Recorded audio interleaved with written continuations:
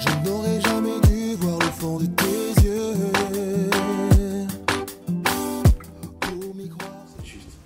Bédier, nous on n'est pas Bédier. Bédier, j'ai trouvé Laurent Gbagbo à la haie, avec la lucidité qu'on lui connaît. Il dit, oh, il faut laisser Bédier.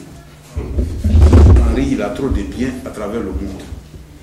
Et il a peur qu'on ait mette la main sur ses biens. C'est pour ça qu'il a dit comme ça. C'est ça un grand homme.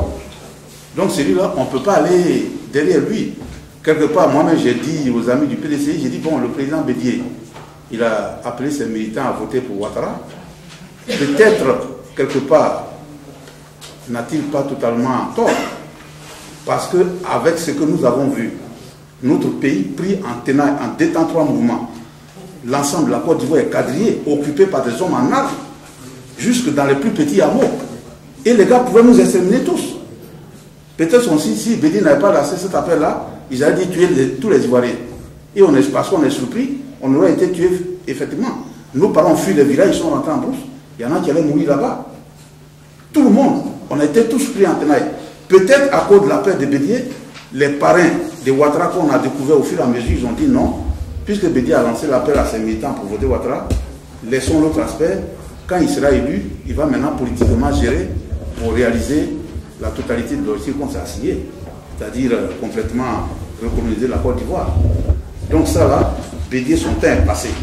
Mais les jeunes, vous qui êtes là, on ne vous demande pas de faire des conférences, de faire des meetings comme nous on le fait.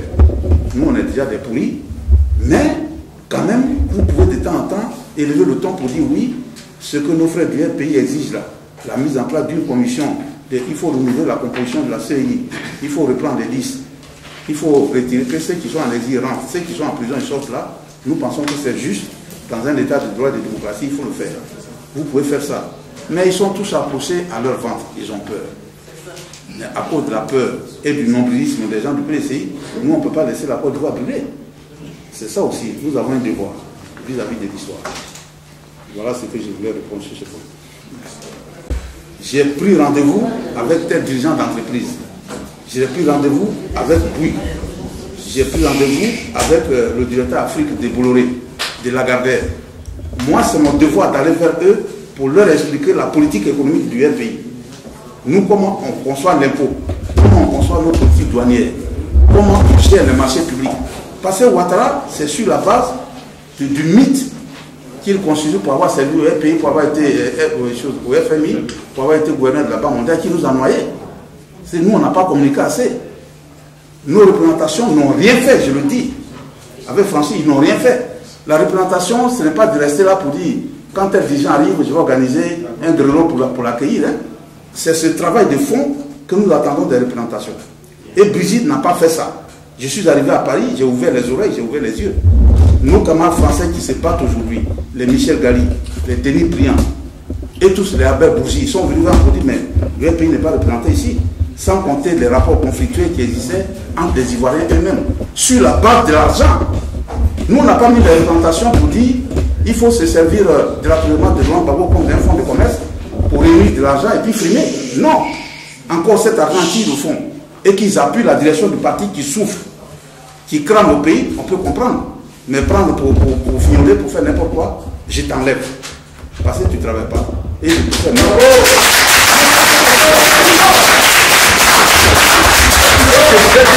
on n'est pas là, on n'est pas d'une génération spontanée, hein.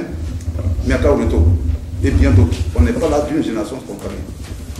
Nous avons commencé la lutte ensemble, dans des conditions extrêmement difficiles. Et quand on lutte, on avance, on a un cursus. C'est sur la base de ça que je suis là.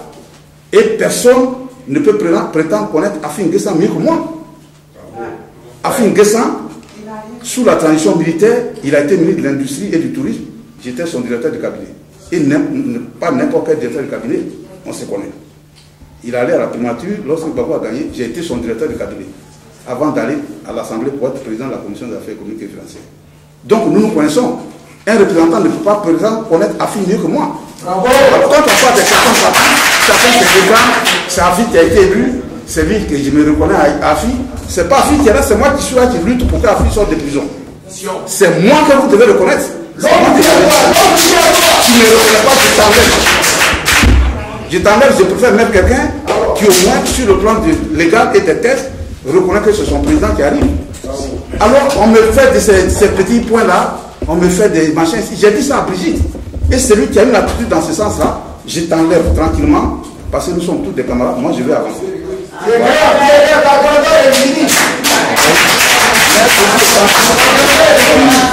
Ceci étant dit, je ne suis pas là pour faire des règlements de compte.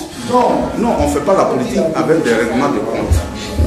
C'est pour ça que je vous dis, pour que ce soit clair dans l'esprit des uns et des autres. Je ne suis pas là aussi pour sanctionner.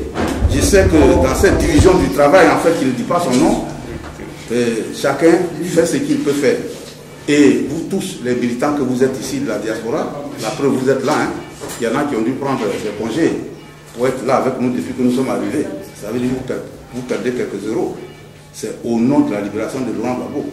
Donc ce n'est pas au moment où nous avons tous lutté et qu'on commence à voir le bout du tunnel qu'il faut sanctionner, qu'il faut dire toi, Fouloukan, toi, fais ça. Non, non. Mais il faut former, il faut éduquer pour que nous voyons tous dans la même direction sur des bases claires. Voilà, c'est ce que je voulais dire. Bravo. Voilà. De délation qui tendent à dénigrer. Oui, Miaka est venu, il est allé à l'ambassade, ils ont sablé le champagne. Oh là là, quelle misère de la politique. C'est des gens qui n'ont aucune formation politique, ça. Ça, il faut le dire. Voilà, qui pensent qu'il faut dénigrer Miaka Weto. Il est venu, il est allé à l'ambassade, ils ont sablé le champagne, et je sais d'où ça vient. Il y a eu même des trucs qu'on a mis sur les réseaux sociaux pour raconter n'importe quoi. Mais moi, je ne réponds pas à des gens qui font preuve d'ignorance. Voilà, c'est mon devoir de les former. J'ai dit, qu'on le veuille ou non, la France, c'est la puissance qui nous a colonisés. Et je vous le dis, j'étais aux États-Unis en 1994 quand commençait la crise du Rwanda. On a parcouru beaucoup d'États américains, hein, Washington, New York, l'Ohio, l'Iowa, le Mississippi, tout ça là. Et on avait l'occasion aussi d'échanger avec les structures, les grandes structures, des décisions aux États-Unis. Et chaque fois, moi j'interpellais ceux qui animaient nos réunions, j'ai dit, mais le Rwanda commence à brûler, vous êtes là. Et les Américains, leur réponse c'était toujours vraiment comme une goutte d'eau. Ils disent, mais et la France? Parce que pour eux, c'est la France qui a colonisé le Rwanda. S'il y a un problème au Rwanda, c'est la France d'abord, avant les États-Unis. Ça veut dire la Côte d'Ivoire, quelle que soit la nature du problème, c'est la voix de la France. Quel que soit celui qui est au pouvoir, même si c'est Sarkozy qui a mis le feu, Hollande arrive, c'est lui qu'il faut voir, le ménager, pour qu'il ait une certaine position en notre faveur. Parce que Laurent Gbagbo dit que les pays n'ont pas d'amis, ils n'ont que des intérêts. Ça, c'est fondamental. Vous perdez ça de vue, vous jouez la comédie. Les pays n'ont que des intérêts. Hollande socialiste, tu vas rester, tu vas mettre rentrer la France dans les brancards. Ah, les Français, foutez-nous de la paix, faites ceci, cela. Tu es sûr que tu vas rester 10 000 ans là où tu es, même si l'Italie te soutient, l'Allemagne te soutient, tant que la France n'a pas dit, ah, celui qu'on a mis là, il nous a trompés, nous revenons en arrière, tu ne peux pas avancer. Or, qu'est-ce qu'il en était? Dans cette guerre de communication, effectivement, qui a eu lieu, parce que c'est à travers la communication que Ouattara nous a noyés, hein, on a noirci le pays Laurent Gbagbo. Laurent Gbagbo, c'est le tueur, c'est l'assassin qui est contre les étrangers. Et comme les gens ont l'impact de ce qui s'est passé après la Seconde Guerre mondiale avec les Juifs, la question du pogrom juif, ça a marqué les gens qu'on dise, oh, il est contre les étrangers, il est ceci, cela. Ils l'ont noirci. Et nous arrivons, on dit, le RPI, c'est un parti non civilisé, violent. Et puis vous arrivez, une délégation du RPI, délégation officielle, effectivement, vous dites comme l'ambassadeur PDCI, il a dit RADP, je ne vais pas le saluer. Mais quelle image! Alors que vous venez pour demander des audiences aux autorités françaises. Ils ont la caméra braquée sur vous. Dès lors qu'ils apprennent que vous arrivez là, au moment où vous venez même pour cette mission, on a été surpris par l'accueil qui nous a été réservé depuis notre aéroport à Abidjan. C'est au salon d'honneur, nous sommes partis du salon d'honneur. C'était la première fois. Oh, habituellement, on descend en bas là-bas. Et on arrive là, on voit les policiers qui viennent nous accueillir, on nous met dans le salon d'honneur. Où est votre passeport, M. Meka? Vous avez combien la délégation? Et on nous a donné un visa d'1 an depuis l'ambassade. C'est la première fois que j'en ai bénéficié. Donc mon passeport là, c'est le visa qui m'a été donné depuis février. Hein. Visa d'1 an. C'est-à-dire, j'ai l'argent, je peux venir en France. Et je prends le train, je viens en Italie, je mange le spaghetti avec vous et puis je... Voilà. C'est comme ça. Et donc, quand on donne des choses comme ça, il faut se poser des questions.